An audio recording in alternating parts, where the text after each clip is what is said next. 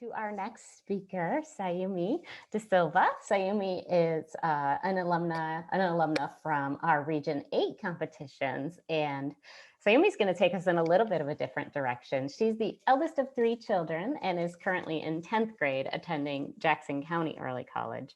She loves to play a variety of musical instruments and is part of the Junior Appalachian Musicians. Their acronym is JAM, which I think is very cool. She enjoys painting, drawing, cooking, and is really focusing now on Sri Lankan dishes, which is her heritage, and learning from her mother how to cook and develop that Sri Lankan food. While Sayumi's research for NCSSF has largely been in chemistry, as she's explored her diverse interests, it's brought her to some new questions that today you're going to see bring her to the intersection of STEM and history. So before I start my presentation, I have a question for everyone. And so my project is about women who worked in nuclear factories during World War II. So real quickly, I want you all to think of someone that you would hear or think about their name from World War II or the Holocaust, and just keep that in your mind. Was that person someone like Einstein or Winston Churchill or Hitler?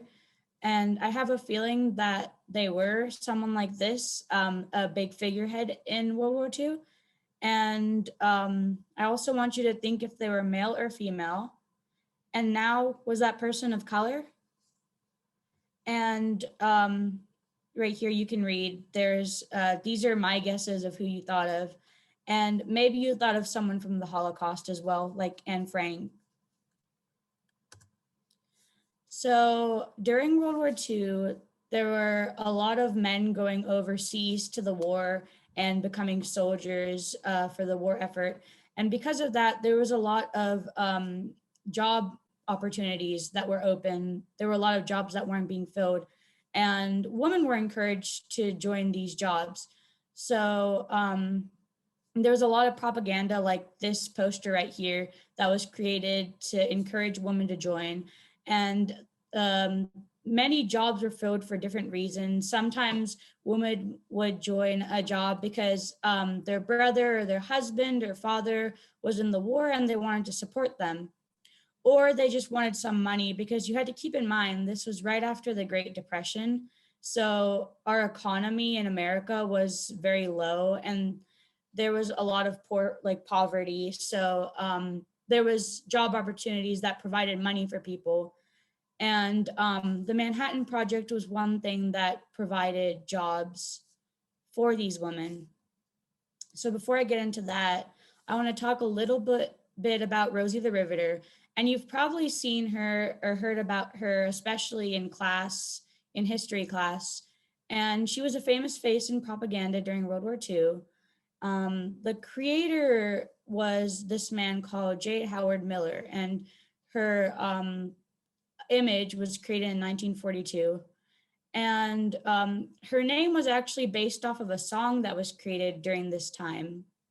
And of course, she was used to encourage women to find jobs. As you can see, it says at the top of this poster, "We can do it."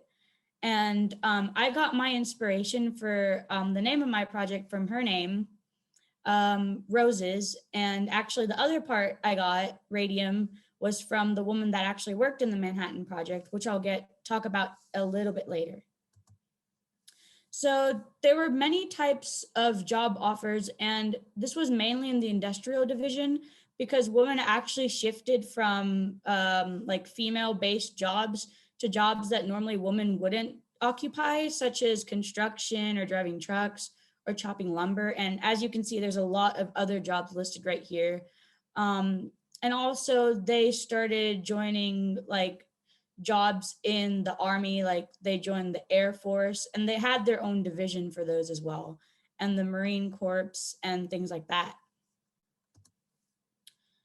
So moving on, about the Manhattan Project, a little bit about it. It was this project that was originally created because FDR, Franklin Delano Roosevelt, became suspicious of Germany, And there was people talking about the possibility of Hitler trying to create nuclear weapons. So they wanted to counterattack that in the US. And to do that, they had all of these different sites you can see on this map right here, which were nuclear factories. And they were basically trying to create nuclear weapons, which we know because eventually we had the atomic bomb created. And this was originally created in 1939. And it was a project, of course, to focus on nuclear weapons. So there were many types of jobs available to women in the Manhattan Project. One thing to note was that actually a lot of these jobs that were occupied by women were normally not that high in ranks. There were some people maybe that got higher in ranks, but most of them were lower jobs. Of course, the women that actually worked in these jobs had different feelings and emotions about them. And something interesting to think about was that although these women did a lot of these jobs in this project, they weren't actually told what they were doing. So there was a lot of secrecy. And even if people asked questions, they weren't given straight answers, which was kind of crazy to think about. You know, they were just kind of helping build this bomb and they didn't even know that they were building one. And actually, I read interviews about this on this website called the Atomic Heritage Foundation, which right here you can see. And some of these women were actually disgusted by what they were doing because, you know, even though we think of the bomb, I guess like I interpret it as something that helped us win the war, it was still kind of unethical. You know, these people didn't know. And also the fact that we actually use those bombs is kind of terrifying as well. And I'm pretty sure that maybe some of the women thought that as well. So I'm not going to read these, but you can read them if you like. These are some of the women that worked in the foundation, or sorry, in the project. And all three of these ladies right here were scientists. And like I said before, they weren't really told what they were doing. And they also had mixed feelings about it. So moving on, one of the like very important machines in the Manhattan Project was this Calutron device. And here's an image of it right here. And this was actually used at Oak Ridge. And there were also women that were operating these machines. The Calutron machine, what it basically does is it separates these uh, two types of uranium. So naturally, what you find commonly is U-238, but to make the bomb, they needed this U-235, which is difficult to extract. So they use this electromagnetic separation to separate that. And like I said before, these ladies known as the Calutron girls were the ones that did worked all the devices. Of course, they didn't know what they were doing, like I said before. And so a lot, as you can see right here, these ladies worked at this Y12 plant in Oak Ridge, and most of them were high school graduates. And so they were just told to turn these knobs or switch these levers, and they just did as they were told. Moving on, there were also a lot of minority groups working within the Manhattan Project. And this image right here shows these ladies working on the SS George Washington Carver. And that was one of the ships they used during the war. And so, according to the Atomic Heritage Foundation, there are thousands of African American women working across the United States. And there are also people of the Hispano communities and Pueblo Indians at Los Alamos. And that's also where they had their little, well, not little, but their atomic bomb testing site. Um, Even though people of minority groups were allowed to work, there was a lot of discrimination and segregation. Like there was one woman that said that she wasn't allowed to live with her husband. They were an interracial couple because of the segregation rules. And one of the Black ladies working, I think it was at Oak Ridge as well, mentioned how, here, it's in this next slide, mentioned, yeah, Katie Strickland mentioned how the food at the mess hall was bad, and she actually had to make her own biscuit pan out of this leftover wood, and that's how she made her own food. And although there were other people that had mixed feelings, so like Lydia Martinez said that the people treated her really well where she worked. And she said right here, you can see that she was treated the best that she had ever been. And actually, Katie Strickland also mentioned that even though there was segregation and discrimination, she was really happy to find money as well because she was supporting herself and her husband as well. So moving on, here's a little chart that shows women working in the industrial force. So before and during and after the war, it's kind of crazy to think about because initially propaganda was convincing women to work and saying, oh, it's a good thing. But after the war, when all the men came back from fighting in the wars and battles, they kind of deterred women from working. The propaganda all switched to, oh, you should all go back to being housewives. And actually, some women were forcefully removed from their jobs by superior people, I mean, that worked there. And as you can see, this is in the industrial force. It started right here before the war, and these different things increased. But when places like women working in iron and steel and automobiles decreased severely from 22.3% to 9.4%, like that. However, ladies working in clothing and textiles stayed fairly consistent throughout time. And that's kind of interesting to think about because those were jobs that I guess women occupied more often. And although a lot of women stopped working and returned to being housewives, there were still some ladies that continued doing their jobs that still worked as scientists as well. But of course, that was a very small amount. And right here, I wanted to compare the current ladies working in the labor force. So as you can see, it's still very little men compared to women. There's less women working in all these different places.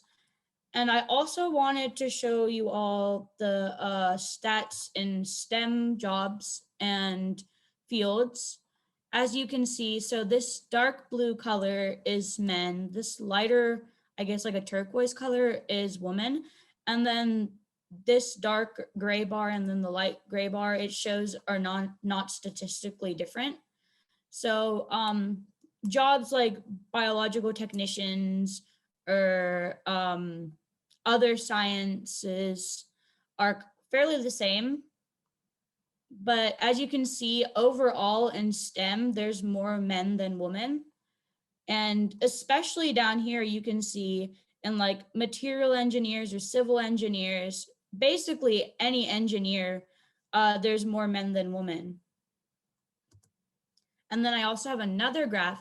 Now, this is the number of STEM degrees and certificates awarded in the US by gender, as you can see right here. And yet again, there's more male than female. And across time, you know, it increases just a little bit. And I also forgot to mention that the previous chart I showed you all was from 2019, I think. Okay, so that's all I have, but I hope that I left an imprint on you all and you guys were able to learn the names of some more people.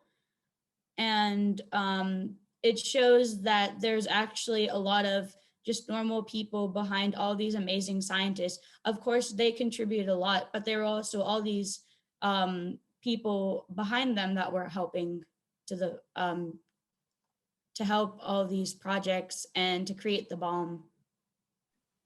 Wonderful. Thank you, Sayumi. We can give a round of applause for Sayumi. If you have new questions that popped into your mind or a new thoughts as Sayumi talked, you're welcome to drop it in the chat.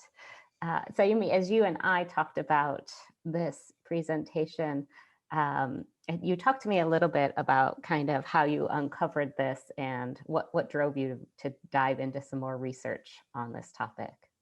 Yeah, so when I was so originally I did this project as a project for school. And the main reason I wanted to do it was because I was interested in learning in a topic that I didn't know about.